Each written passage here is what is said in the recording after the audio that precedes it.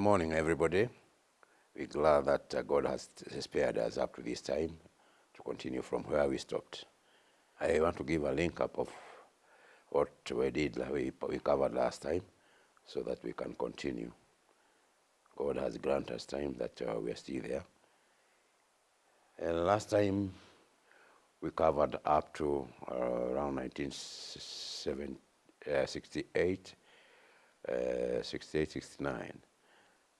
Roughly, I'll just give a link up. In 1968 is when we had planned our marriage with my wife, but it did not work for reasons which I explained. And at that time, I had felt the urge of owning my own house.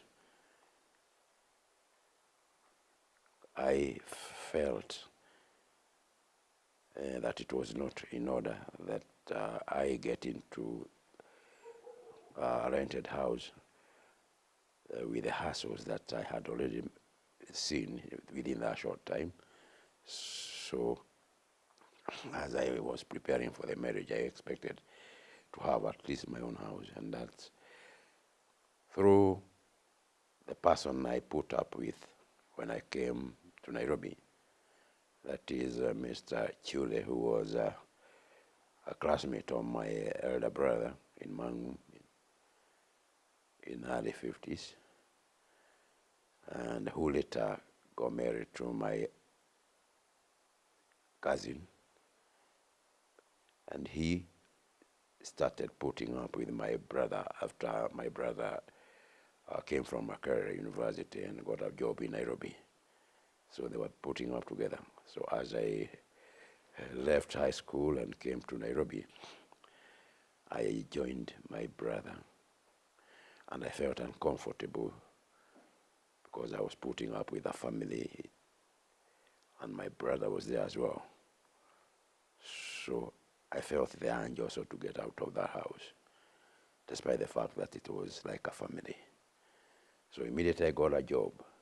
In 1957, I joined my former colleagues in school who had already gotten jobs, and one of them had luckily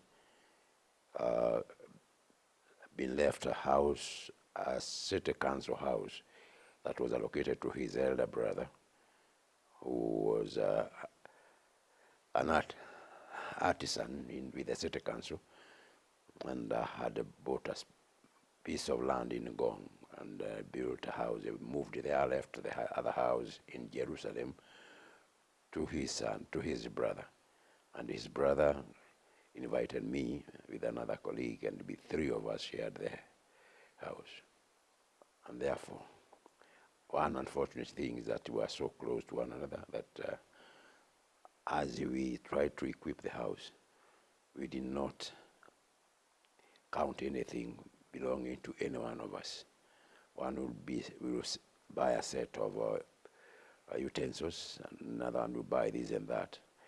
So, as I was eldest, and of course preparing to get out and getting married, the time came when I had to get out.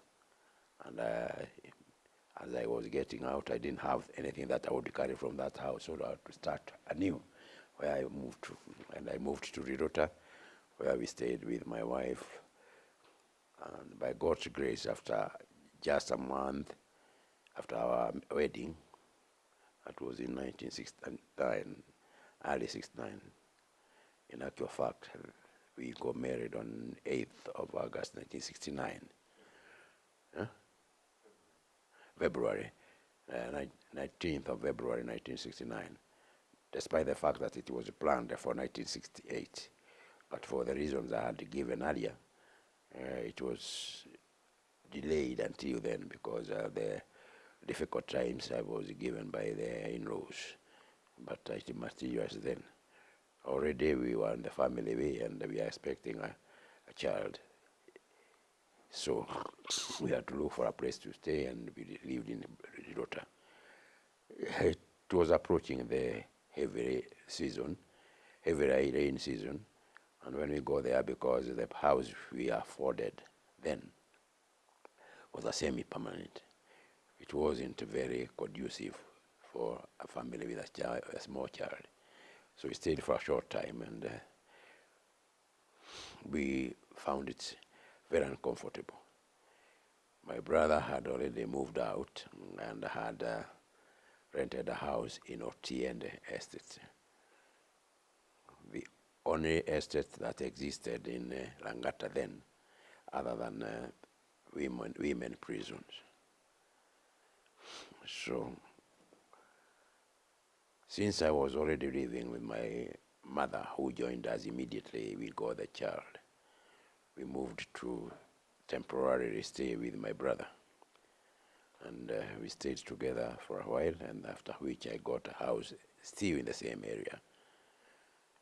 Not that it was cheap, but it was affordable in that I qualified for house allowance of 300 shillings as a clerk with the Kenya government, and the house was going for 300 shillings. So long as I would give the receipt to the government, they paid fully the house. And so I got my house there. I moved from my brother's house and lived in that rented house. We didn't stay for long because we experienced some harassment from the landlady. That was the landlady then. It was a lady working with the government as well. That was a first self-help project built in 1965. So it was given to lowly paid people who contributed much of the labor for about 6 months. And a lady, landlady, was a messenger in house of the president then. And she used to harass us. She would come at times with her friends. One morning, I remember she came with her friends, relatives from, she claimed, from Eldoret, who had just disembarked from a train in the morning, and it was around 6. And she came and knocked and said that she wanted to show her house to the relatives. And we felt harassed. We had a small baby, we had my mother around, and 2 or 3 relatives I accommodated. So I felt the urge now to move out, and I looked for the ways. So the person who had hosted us in history with my brother, Mr. Raphael Chule, was working in the office of the then Minister for Housing was Gay, and he was personal assistant to the minister. And since he was in charge of the houses, and there was a National Housing Corporation, which had a project. Now the second project from Gay was Kibera. It was proposed that they were having another project there, and through him I got papers to apply. So I applied for the house there. We were not married, and I was still single, though we were organizing getting together. So when I was invited for the interview, I coached my wife to say that we were already married, and we also gave the names of our children, because we were to be given a house depending on the need and the family you have. So we claimed to have had 2 children already, which we didn't have at all. We were still separate. The names we gave as our first and second child, by God's grace, it came to be. When we got together and we got children, they just followed the same order. And therefore, it was God's design. And so I qualified for that house, which I deposited for in 1958. We were depositing 500 shillings. 1968, sorry, 1968. I deposited for that house. We didn't know how long it would take, but there were 6 months of our participation. We had to contribute labor, not through a hired person, but either myself or my member of the house to contribute. It was difficult to do that, and therefore we used to bribe the clerks of work so that the people we hired to work on our behalf would give our names. Yes. We did not get that house for quite a while. So while still in that struggle, in 1969, another chance arose. The city council started building houses in Kariobangi South. It was known as Dodora then, since it was far in the expanse of the eastern part of the city, which were not developed. The development has reached on Jerusalem and Jericho. So the rest of it was uninhabited. There were, as I saw, farms. So Kariobangi South, which was beyond, the Outer Ring Road was not there. There was only a small road. So Outer Ring, the Kariobangi South was far away. They called it so because the Kariobangi North, which is the Kariobangi proper, was the first to be. And the people were moved from Kariakor for Kariakor to be developed, because it was a shanty place before then. So they were moved, some to Kariobangi North, others to Bahati, and others to Makandara.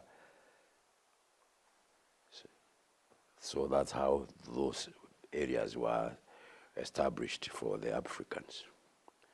And therefore, when the Kariobangi South was set up, it was more or less known as Dodora. And I applied for that one through the city council. The deposit that was required was 900 shillings. I borrowed through Shyrock, and I paid for it. By God's grace, I got it immediately. It didn't take long. That one did not need my participation in the building. So that's why we got a one-bedroom house, and we moved to that house in the beginning of, I would say, either in end of 69 or just in beginning of 70. We moved there. I was still having our baby and my wife. Since it was one bedroom, we now had to release my mother, who was living with us, to go back to her home, and therefore we only remained with the house girl. And it's while there that we got the allocation of the houses, the house we had deposited for in 68, which was bigger. And therefore we got it in 1971 December, and we moved there. Yes. So we started renting the one-bedroom house in Dodora. The cost was so low, it was about 15,000, and we were to pay 150,000 per month, which was difficult to raise, and therefore we rented it for around that much. Yeah, 150, yeah, per month. So we rented it, and we moved to Kibera. Kibera, the house, the two-bedroom house that was deposited for in 1968, when it came to materialize, it was costing 24,000 shillings, and the repayment was about 300 shillings per month for 15 years. Then it will become ours. It was not easy to raise that money since it was almost what we are earning. But I thank God and proudly say that since moving to Kariobangi South in 1969, my family has not stayed in a rented house. We have always occupied our own house to date. And therefore, other than myself and my wife, our children have not experienced the hassles of rent and tenant harassment as we did on our own. So those are a few things I would talk about.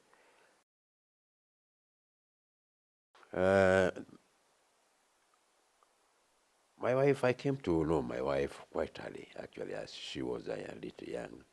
And when we moved from Rift Valley to Central Province in 1964, we moved our last born sister to Central Province, and she joined school. And when she joined school, she happened to have joined the would-be my wife, and they were classmates.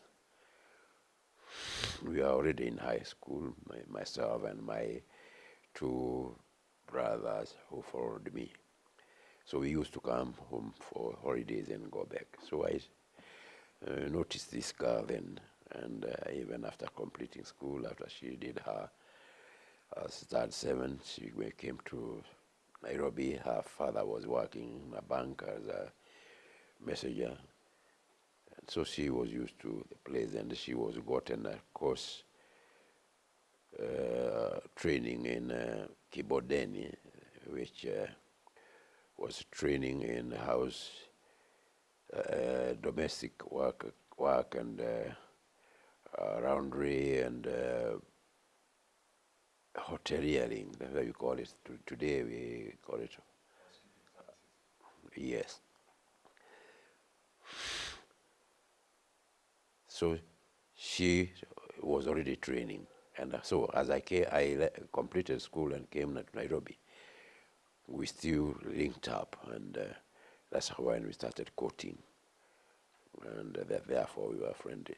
So as we decided now to get married, I approached the would-be in-law, but will not entertain me, because when they traced my background, because they didn't know me there before, when they traced my background, they found that I was without father. My father had died very early in 1948, and we had a lot of trouble. We came to Central Province. We went back to Rift Valley. Since my father died in Rift Valley and we were moved from there, we came to Central Province. Then we had to go back when things became unbearable during emergency time, and we were left in 1956. Went back to Rift Valley. I worked for a while before I could connect back to school, and I went about 3-4 classes below where I had stopped in Central.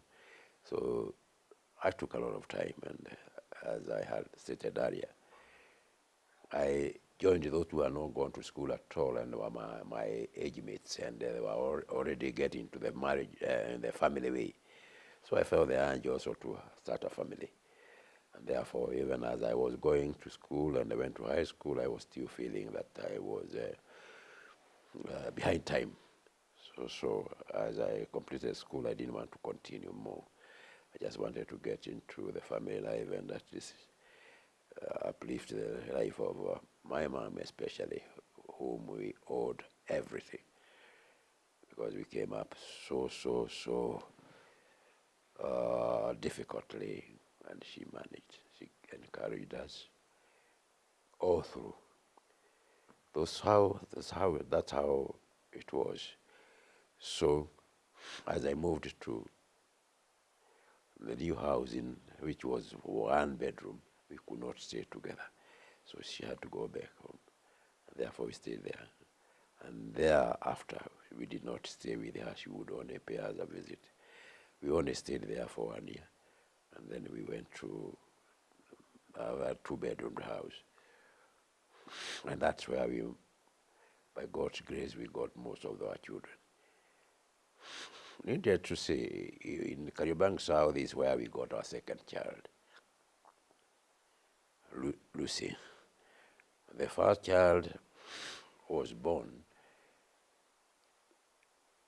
more or less during our time of marriage because of the refusal and delay that was of about over 1 year before my would-be-in-law agreed to our marriage. So we were already in the family in that my wife was expecting. And therefore we hurried this. And when they accepted, we did not take time. We got married on 8th of February. And the child was born on 2nd of March. So, and that's when my mother came to put up with us until we moved to a small house. There are a few details which, though I say not I to say. When my mother was joining us, she was still having sheets. She didn't have a dress, as our family did not allow the Western dresses for women. So my wife was my mother was putting up sheets. My sisters the same until they got married and went to their husbands. And so was my young sister until she went to school. And therefore, it is in my house that my mother now changed from the sheets to dress when she started staying with us after we had been blessed with the firstborn child, whom we named after her husband, and she was so proud that she came to live with us. Yes.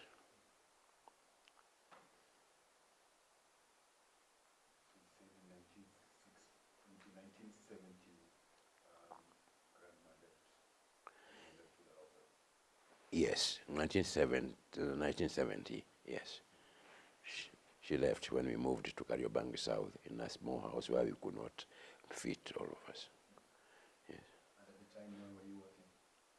I was still working with the police. I think I had given her this story.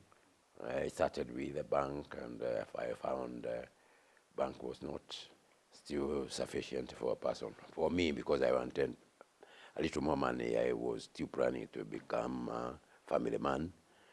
And there were friends of mine who were earning a little more. I wanted to get to Central Bank. I applied Central Bank. I didn't get that job.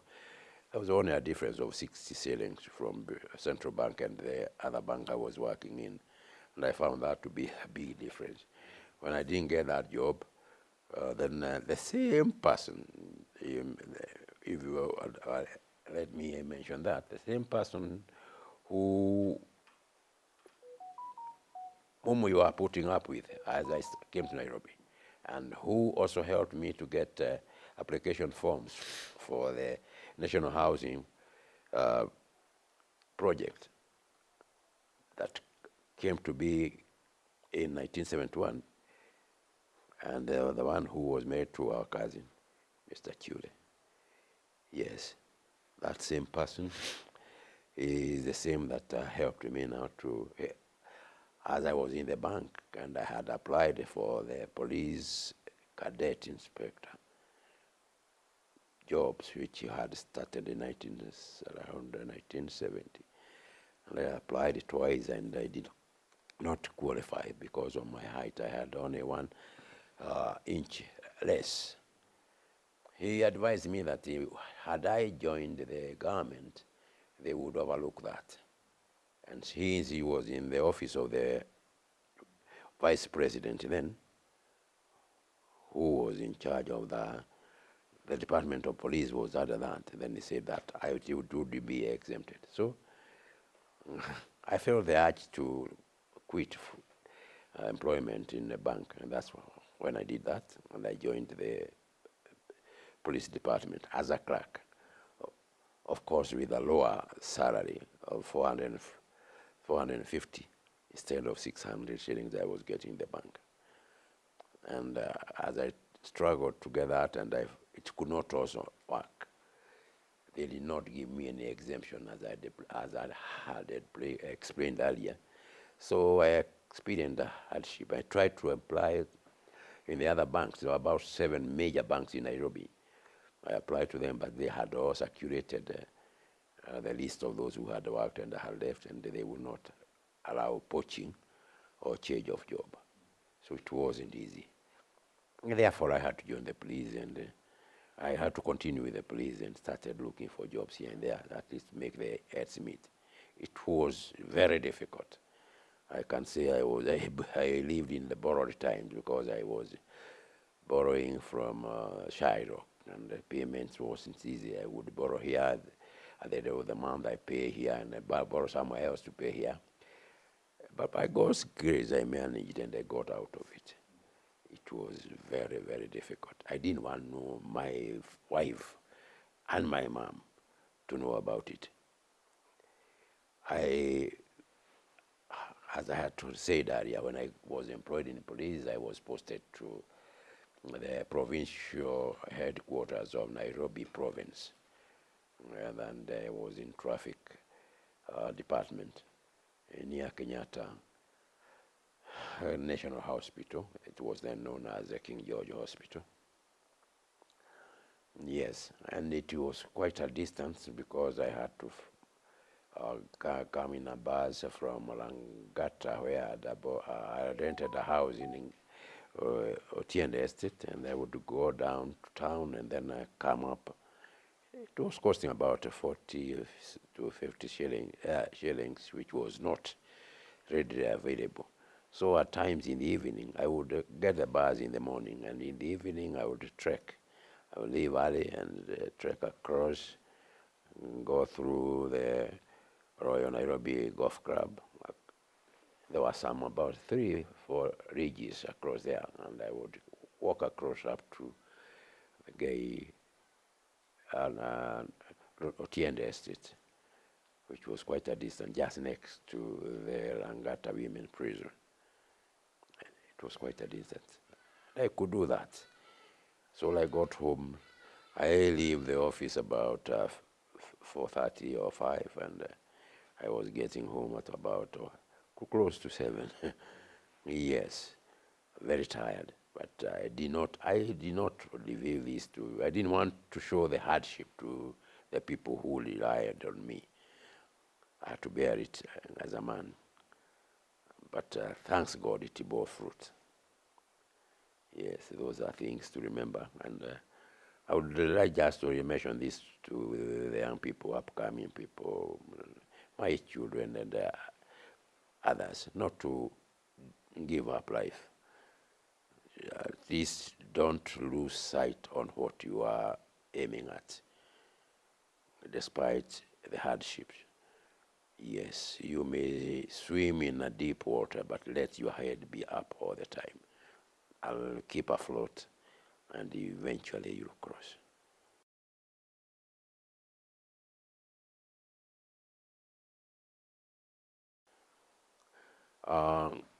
As I have always mentioned, I was feeling left out, left out a bit, because my age mates who did not go to school had already homes and they had big children. And I was feeling that I want to have a family. So we got our children almost annually. We got the first one in 2nd of March, 69, and the other one came in on 5th of May, 70. The other one came in in August, 11th August 71, and it went like that. And needless to say, there are those who talked bad about it and said we are producing like hens, and we would have it rough, even feeding the children, leave alone taking them to school. God forbid. We prayed, and we have not had any that big difficulty. And if it were there, we did not let it known to our children. Our children had gotten what we thought was best for them, or whatever it cost us. My children did not actually know that grown-up people, especially men, eat eggs, bacon or sausages, and they did not miss these things. But I could not eat myself, even bread. And they got these. So we're proud with others that they are getting these things which other people didn't get, despite the fact that maybe I was earning much less than my contemporaries then, and they were boasting to be in the higher class, and I felt that I would give them what I did not have myself. I wanted to give them a class that will make them confident in life and maybe make it in life. And I thank God it came to be.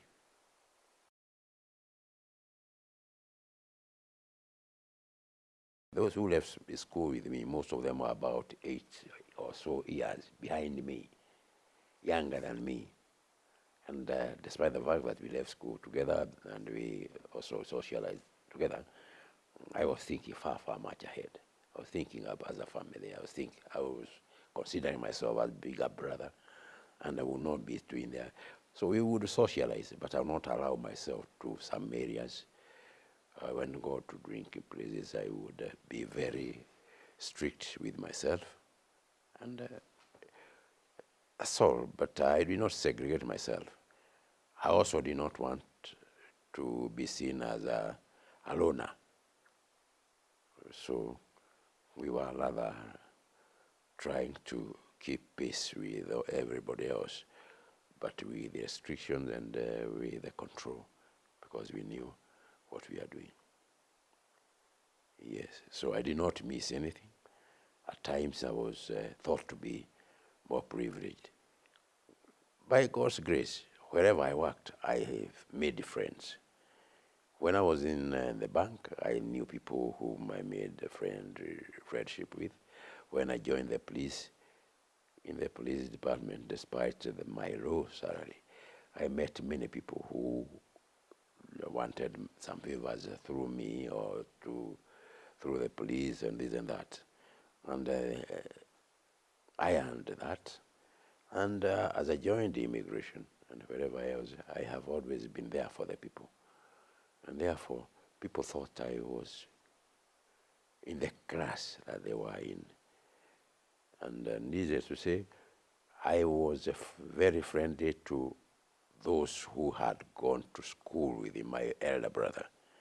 My elder brother did not break his schooling, and therefore he completed his university degree in 1964 and came to Nairobi to start working. So those who worked with him, those who left school with him, and even those who were with him and who did different courses like medicine and were 2 years behind, came, and they were all very friendly to me. I happened to be a little social, more social than my brother. We would go to drinking places, and sometimes they would like to entertain me. And we became so friendly. And therefore, I had to uplift myself to that standard. Always being very strict, because financially I was not able to keep to their standard, but they would not like to leave me behind. one thing, I have been traditional, and I like tradition, and I liked culture, my culture.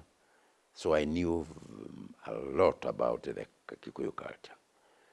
And I knew much about the traditions about marriage and about the songs, the old songs and all that.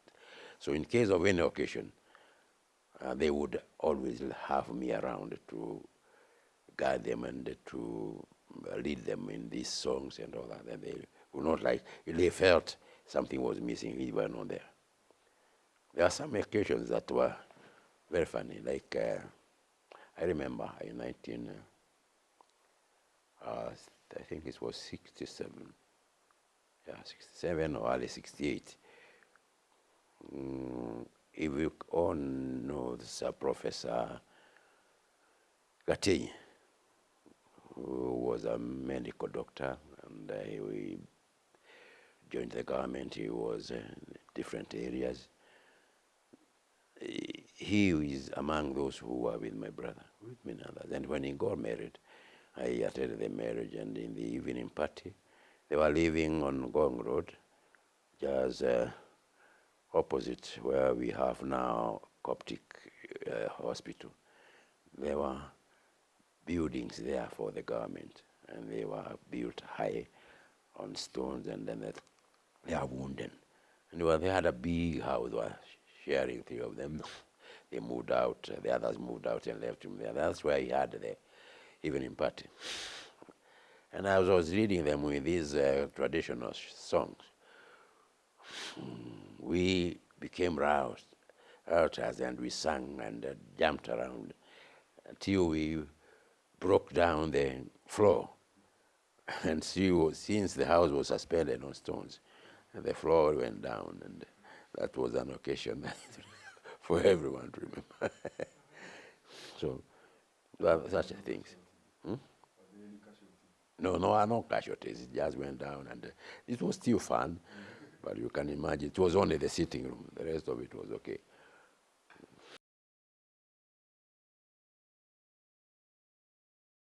Well, I just don't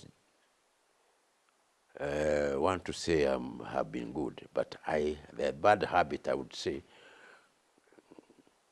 I used to drink, and I was smoking before I got married.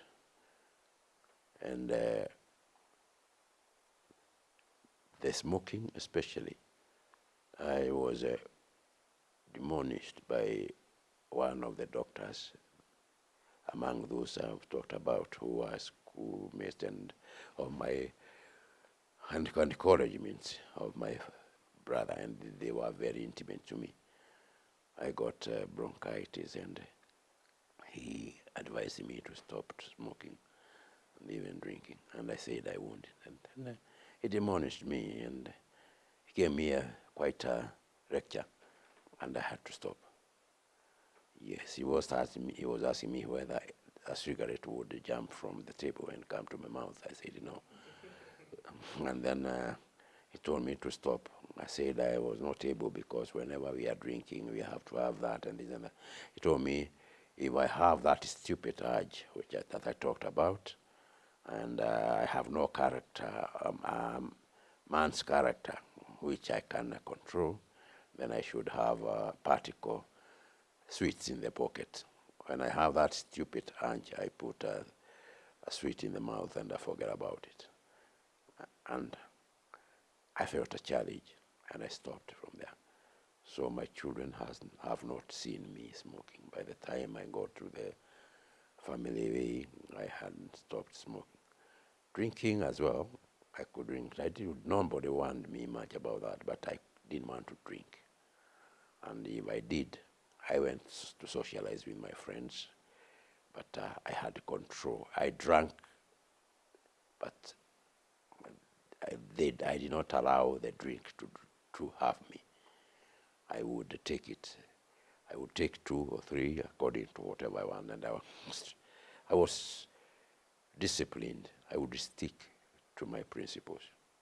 If I was interested in taking 2 or 3, despite the fact that later there came a time that we would come rioters and we want to compete, and we would do that. But you 1 or 2 days, and you regret for quite a while, and you stop it. Yes.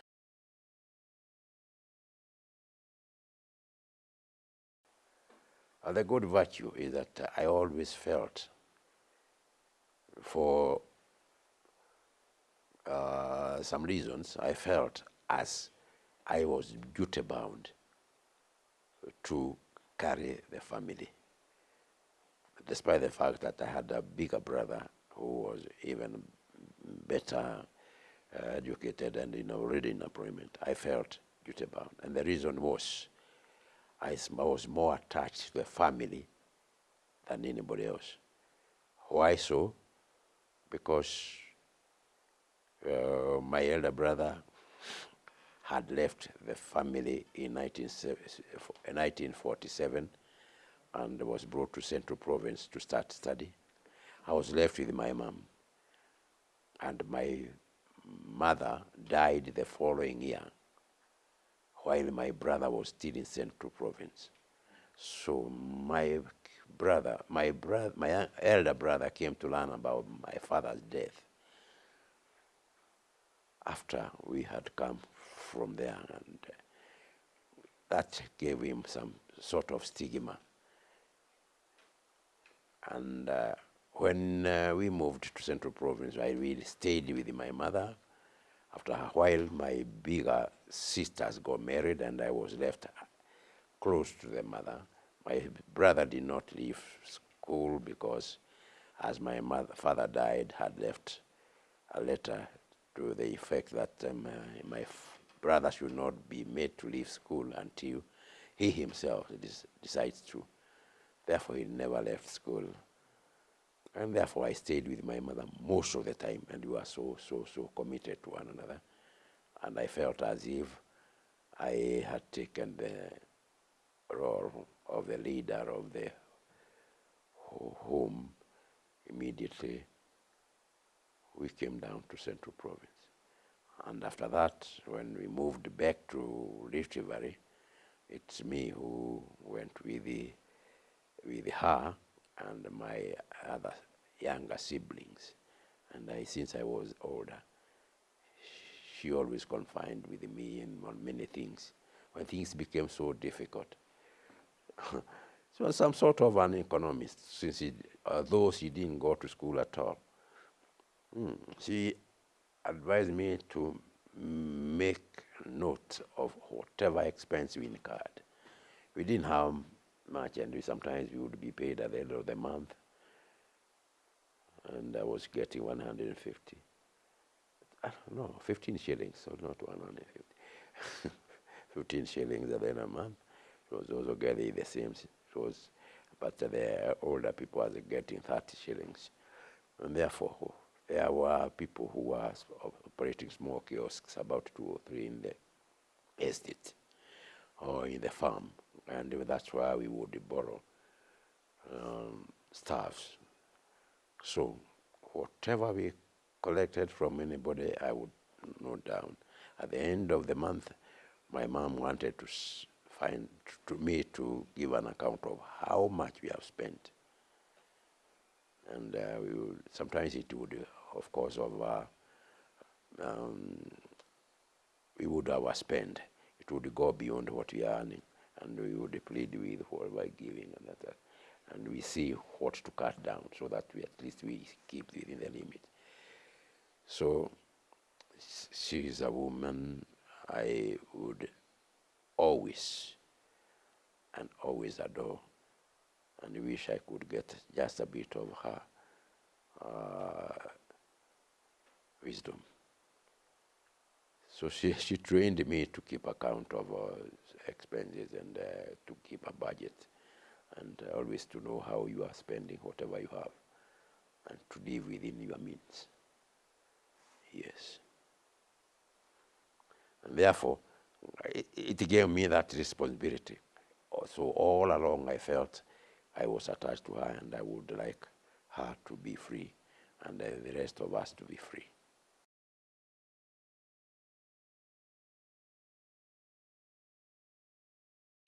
I got the job of immigration in 1972, although it was not a fast application.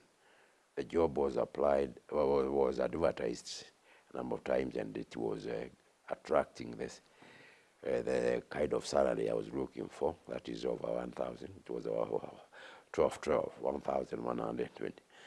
12, it was, I call it 12. And 12 from somebody who is earning for 450, it was quite a difference. So I'm looking for that. It was the same thing that has made me leave the bank, for that 12, which which I would have gotten when if I joined the police, which I didn't. I was living beyond my means because I would not meet the needs that I had. I had to work, and as I've said, in most cases, lived on money borrowed from the Shyrock, which was very taxing. So I was looking for a job everywhere, and I tried many things. I even went to the college, trying to Polytechnic, tried to get the government account, and tried to get a promotion. There was still corruption, though I didn't know how to go about it. But I would wonder, the people I was training with, when we went for exam for the tests, they passed and they left me behind. And I could not understand. They got promoted, I was not promoted. So, but those are things to harden me. So God was paving way for me, because I don't regret the line he kept for me. So it was that way. So I applied for immigration job. It was advertised in 1970, 71, and I didn't go through.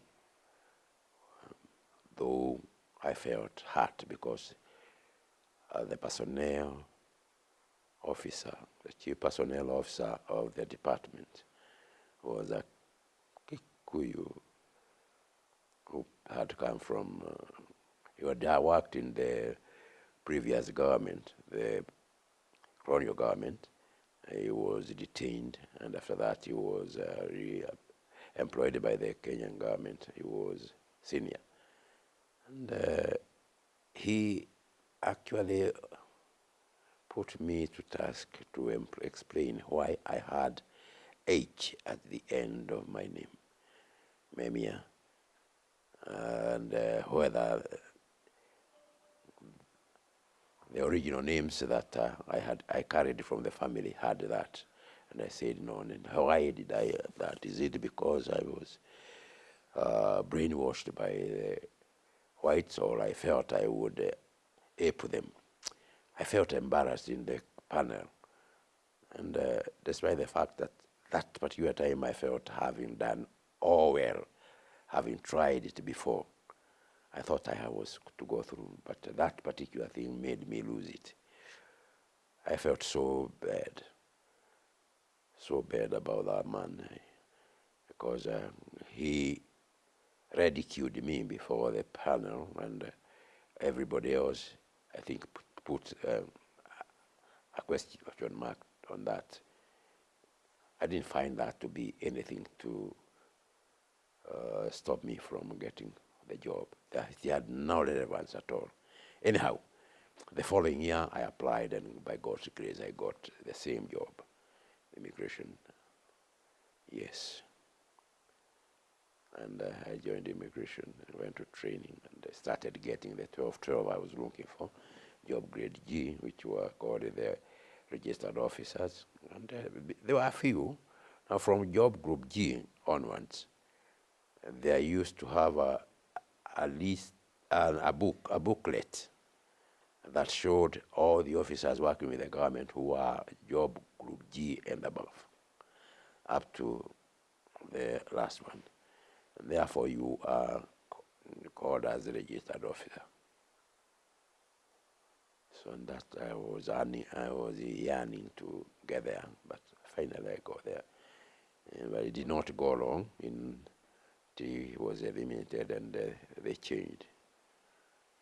How are people being classified into job groups? Like, what are the criteria to classify someone?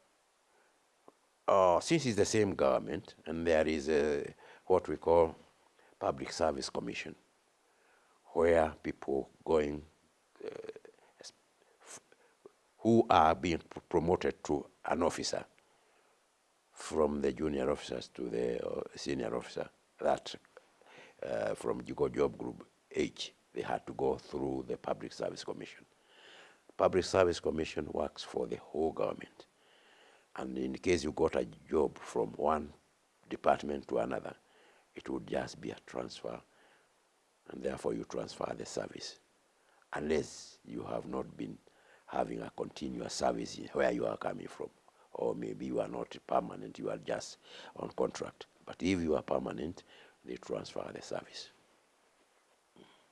And so was my case. I did not lose my my record from the time I joined the government in 1968. It was 1967. I joined in 1967, September. Since then, my service continued. Even when I joined the immigration in 1972, it was a continuation. Yeah, but now on a senior area, and since I had gone to go through the Public Service Commission, I became I registered that way, and I could transfer from one department to another, and it would be noted in the Public Service Commission.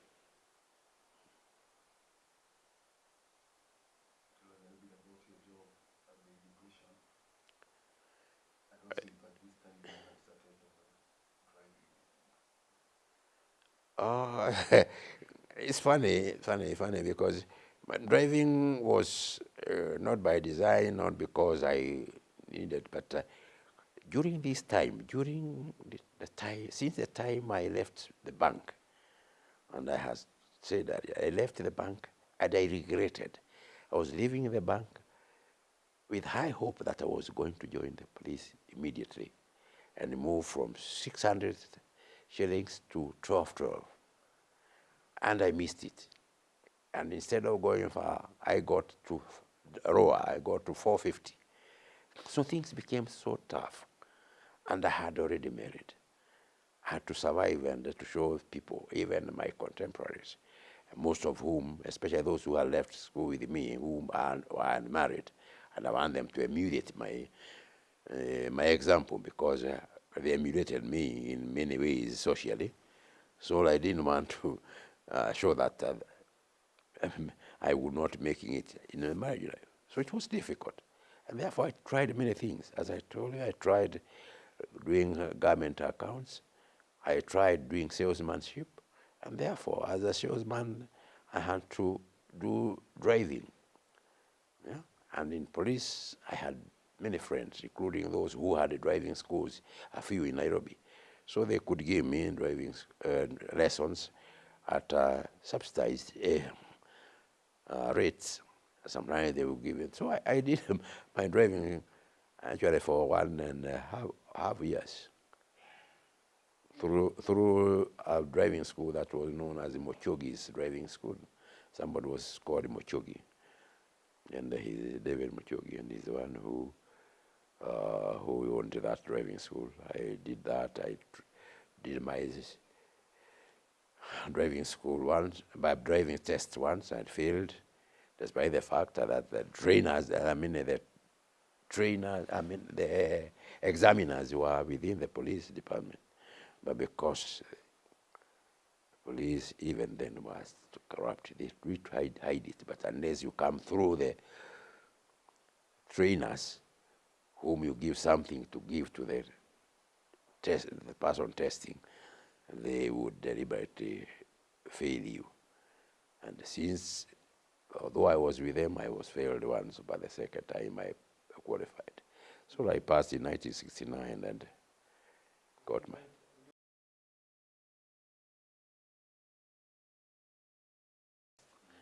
They were not that harsh then, but they were still tough, and they would make vikwaso.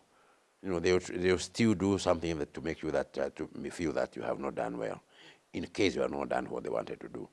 In case they have not been shown by the trainers that they have received something from you for them.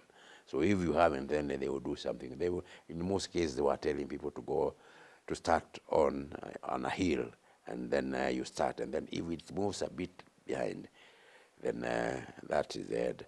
Or they will make you make a 3-point turn in a on a narrow road. If you don't make it, then that will be a point to fail. Otherwise, they will fail you at the table. Then when you are driving at the table, then they tell you that you are failing. They will always look for a reason to fail you. Yes.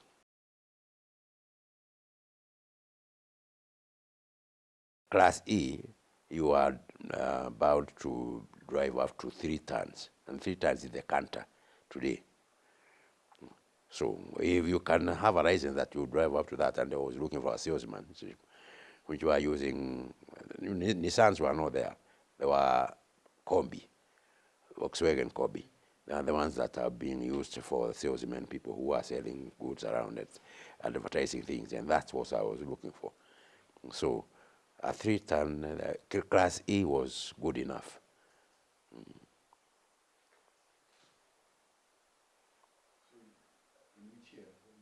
69, in 1969 is, yes. In which year did you have your first car? My first car I got when I got to the immigration. I worked in immigration for 4 years, and I saved it slowly. And in 1974 is when I got my first car. Now, as you understand, from 1972 is when I got the job of immigration. In fact, I got it in 1971, but they would not release me until 1972 is when I joined the immigration. And as I joined the immigration, I got a little relief because of that change, which I was always looking for. Yeah, but it was short-lived because already I was having always an additional number in the family. And I would say I was still the breadwinner. My wife was still working. She got a first job with a dry cleaning company that was known as Power Dry Cleaners.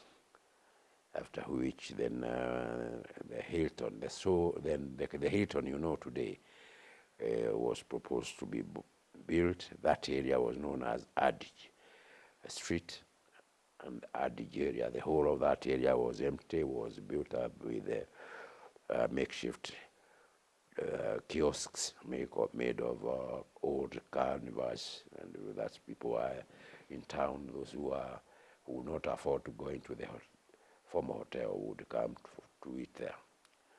And then it was demolished, and the area was cleaned. And there were the bus station, the Kenya bus station was in that area. So it was bought out by the company that built it, and just some connections with Israelis and that. And when they started building, they started recruiting. When it was near finish, they started recruiting, and we applied for my wife's job, and luckily she got a job. They were taken and they were trained a bit by Norfolk Hotel, not Norfolk, but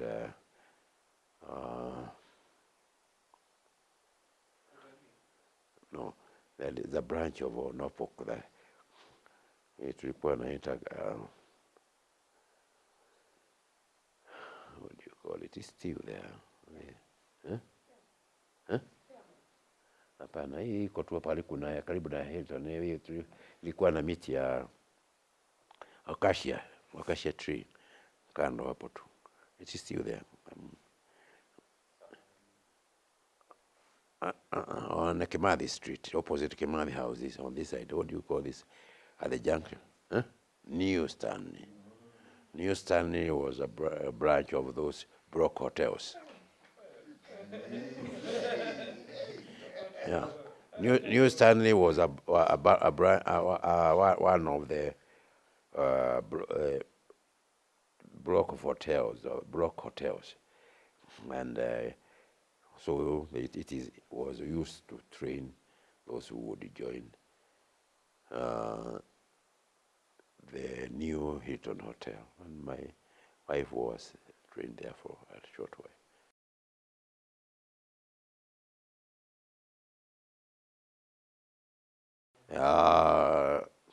I would want to emphasize that the colonial area, which you would not like to go back to, was very orderly, and things were systematic, and it worked. A vehicle would pass within 15 minutes, and every 15 minutes you get a vehicle going to your destination. Whether it has people inside or not, it will leave at the time destined. So you don't get people piled in an area, and people do not struggle because there is always a next bus within 15 minutes on the busy routes. And they were very orderly. Conductors were orderly.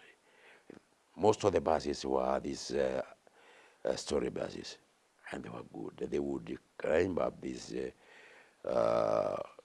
hills, like you are going up to Kenyatta through what do you call this road? What's my road near the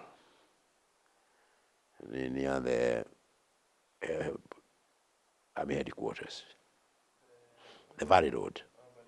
Yeah, as you are coming down, they would climb up Valley Road easily. Those story buses, and they were well maintained. Things were good. Everybody in uniform, and they were having their machines here. They would always give you a ticket, whatever you do. There were classes. It was cheaper up there than down here, and Africans used to be up, and the senior classes were down. But the difference was about 5 cents or 10 cents, and that made a lot of difference. What would make such difference to be? We didn't know what, but it is at least more stable when you are on the lower deck. Yes, than those who are higher. Or was the upper deck like open? No, only windows. The seats were more or less the same. Yeah. So it was covered, like it had a roof. It is still a bus. Maybe you may have seen them, like that. They're still used in UK, especially. When you go to UK, especially in London, you'll find them. They are still there, colored red and this and that. There's an area in London where they call Piccadilly Circus. They are always there. And those were the type of the buses we had. And there was that company which was owned by OTC. Overseas Transport Company. So it was a British company which was international, and it owned that. And they didn't mind much about the profit, but the efficiency, and they were very strict on everything. Yes.